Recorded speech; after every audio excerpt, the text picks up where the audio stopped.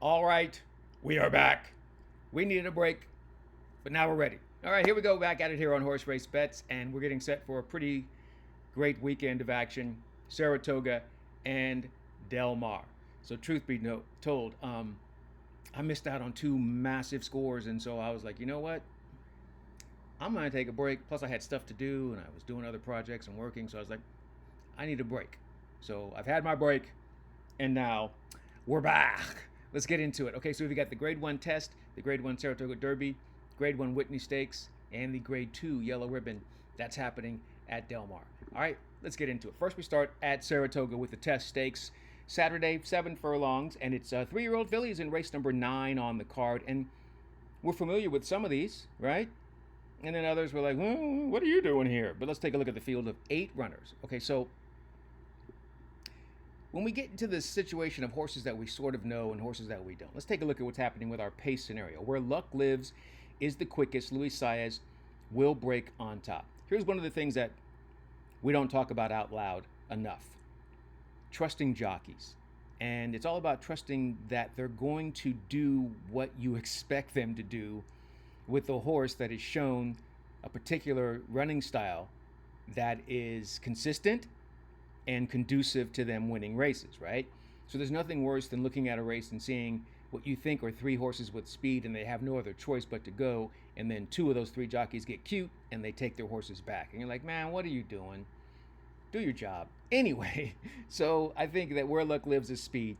Movie Night is a horse that probably doesn't want the lead and probably not quick enough to get it, but is going to be close with Jose, and I think that makes a huge difference with these 2 runners. Once again, we're going 7 furlongs.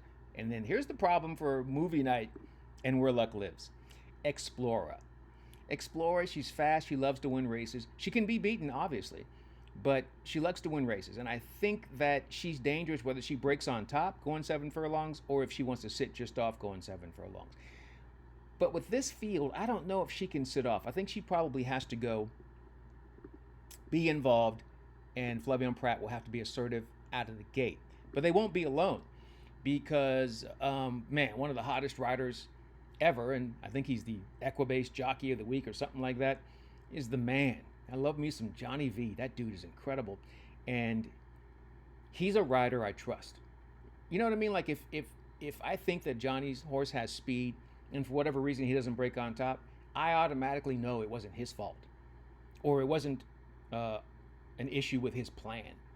It was probably more an issue of the horse not breaking on top or something that was out of the jockey's control. But I trust him to do what he's supposed to do. Now, with this field, there's so much speed, I can see him breaking on top and just kind of trying to find a spot to settle off of Explora or whoever tries to get really brave and jump out there. But with the presence of these 4 horses that I just pointed out to you, I feel pretty confident that there's going to be enough pace to run at. And so now we get into the runners that want to sit and make the move. Sippin' Pretty, I think, has the chance to make that move from off the pace. Not a lot of graded stakes experience, but when she went to the Grade 3 victory ride going 6.5 at Saratoga just last month, I thought it was extremely impressive. And she'll try and put that same trip together coming up on Saturday. I don't know if she's good enough, but I feel like this filly is definitely good enough. She loves the 7 furlong distance. I don't know. Because Explorer is in this race, I think we'll get value with the 6 On Time Girl. She, as you can see in those last 2 7 furlong events, one of them a graded stakes event at Churchill, nice job there sitting off the pace, running them down. Irad Ortiz will close from off the pace with this runner. I think they get pace to run at, and as I mentioned before, the presence of Bob Baffert, Explorer, I think they get play. And I think that On Time Girl, who is 7-2 on the morning line, I think we get 9-2 post time. You know I love 9-2. That's my jam. Give me my $11 and change. That's Grade 1 test coming up. Race number 9 on Saturday from Saratoga. Okay, so we move on from there. Now we'll take a look at what's happening at Saratoga as well. It is the Grade 1 Saratoga Derby. This is race 11. I do not care for race 10. That's the 4-star Dave. I don't care for it, so I'm not talking about it. But I do care for this race. I think we have a chance to get, maybe some value. Let's find out. Okay, so we've got this field going 1 1/16 on the turf. Race 11 at Saratoga, Grade 1 event. Back to that man who's incredible, Hall of Famer Johnny V, has the runner that I'm not quite sure if they're going to set the pace, but they've got some early quickness. They want to be forwardly placed. Now they're turning back in distance from a mile and an eighth to a mile and a 16th. I don't know. That might dull their early speed a little bit. And we've got really nothing else to challenge, right? You've got the situation where maybe to the outside, West End Kid wants to be kind of close. Maybe this runner can stay close, and maybe that kind of produces some sort of pace scenario for the other runners who'll be making the move from off the pace.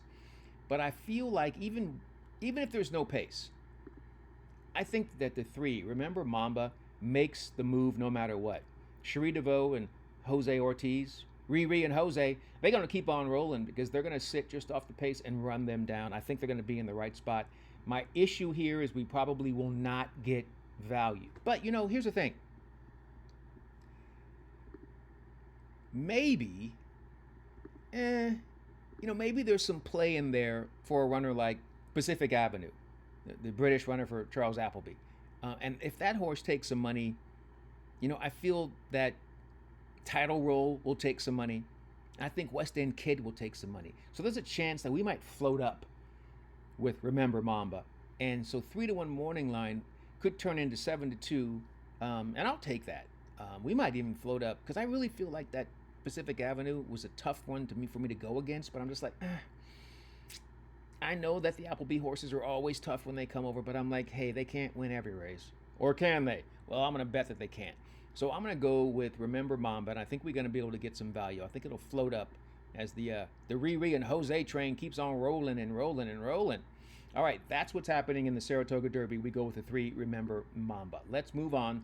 The Grade 1 Whitney Stakes. Ooh-wee. This is going to be exciting.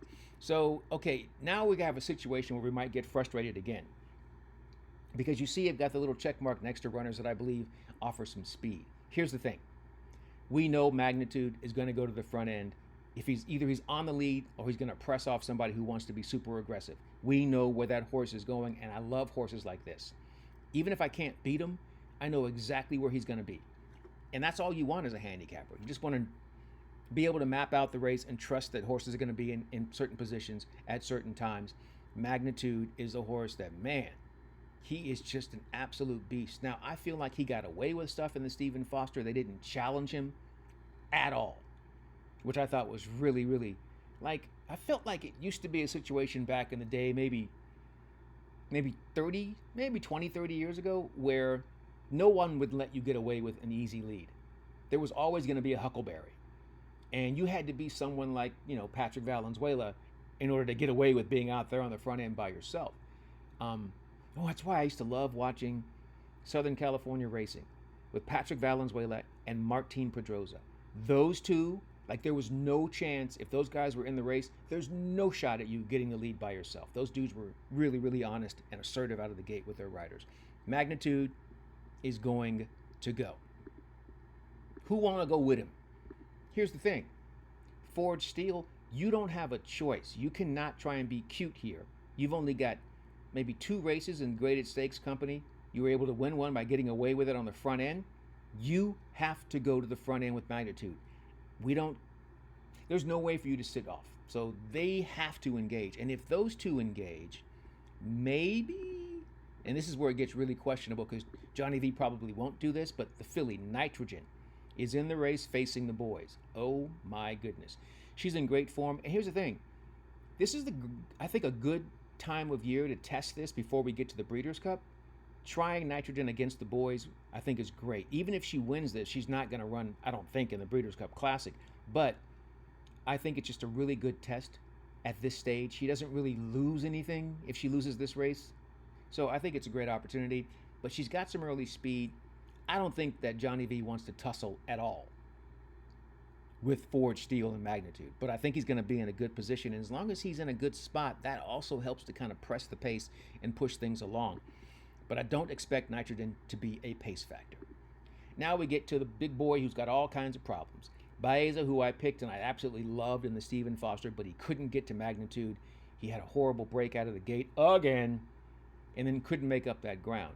I don't know if they fixed it, but I do feel like the horse is getting bigger, stronger, better. I don't know if he's getting smarter. We're going to find out. But at 7-2, it's a weird situation here because I can't take that short of a price on a horse that creates his own problems every single time out.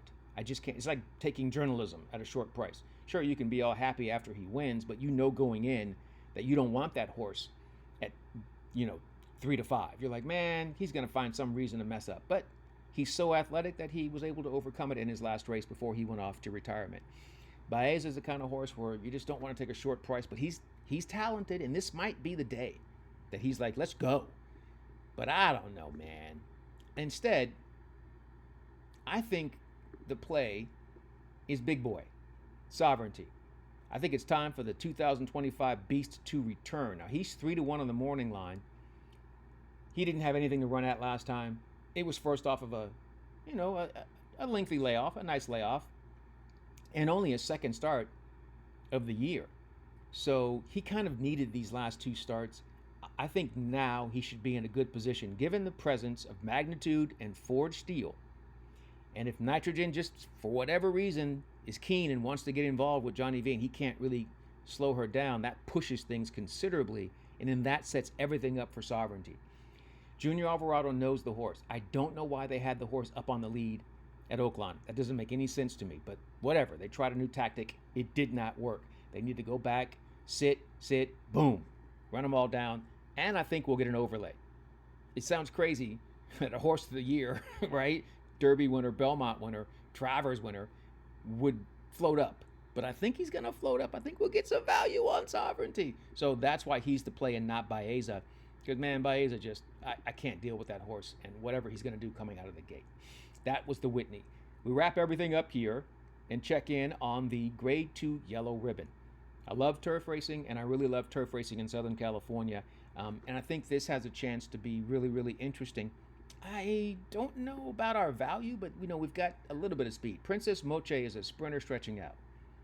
Innovative is a horse that had used some speed before and can get out there. And then Princess Attitude also has a little bit of early speed. They probably won't use it.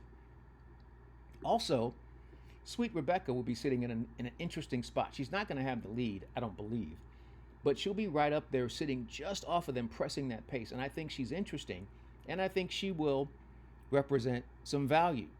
She's 12-1 on the morning line. I'm not going to pick her, but I think she's very interesting in this field. Then we have the sprinter that I mentioned that's stretching out. She kind of has to go to the lead. Joe Bravo, outstanding journeyman jockey. He knows what he's doing. I would not be surprised to see him try to steal away with her on the front end. And so with that, now we start looking at horses that'll make the move from off the pace. Emiseo Jaramillo is an outstanding rider, and sometimes he can make a decision where he's going to be forwardly placed. I don't think that Take a Breath wants to be up there, but I do feel like they'll be in a good spot to close. Mark Glatt does a great job, especially running off of the layoff, so I think the horse is going to be fit. We'll see if they get the proper trip. Then there's Warming, horse that'll be closing and needs something to run at, is really consistent. If you go back and look at what's happened with this horse, winning the Belmont Aqueduct, winning at Delaware, right? Winning at Santa Anita, then going and winning at Laurel, and now coming back trying to do it again at Santa Anita. Extremely live. I don't know if there's going to be any value, but the horse is definitely live. Now, handicapping is one thing, and then you have to factor in other things. And the other things that I factor in are horses that are on the improve and things that are happening with the rider. Whiskey Decision, I believe, is a very, very consistent horse, and I think is the best closer of the field, and I think they'll be right there in the mix. Here's the reason why I'm picking this mare. The jockey. This will be the first time and maybe the last time you hear me say I'm picking Umberto Rispoli. Before he had his injury, because he was out for a while, he just came back maybe 3 weeks ago, and he's been riding great. Before he left, and he was part of the problem with journalism, I did not care for him as a rider. I would never bet him, ever, because I just didn't feel like he was a difference maker. Yet you can go look at his stats and see that he was crushing. He was winning a lot of races. He just wasn't for me. But I find that when jockeys come back and they've missed like huge paydays like he did with his injury, and they come back, there's a different hunger that's there. And I think he's got that right now.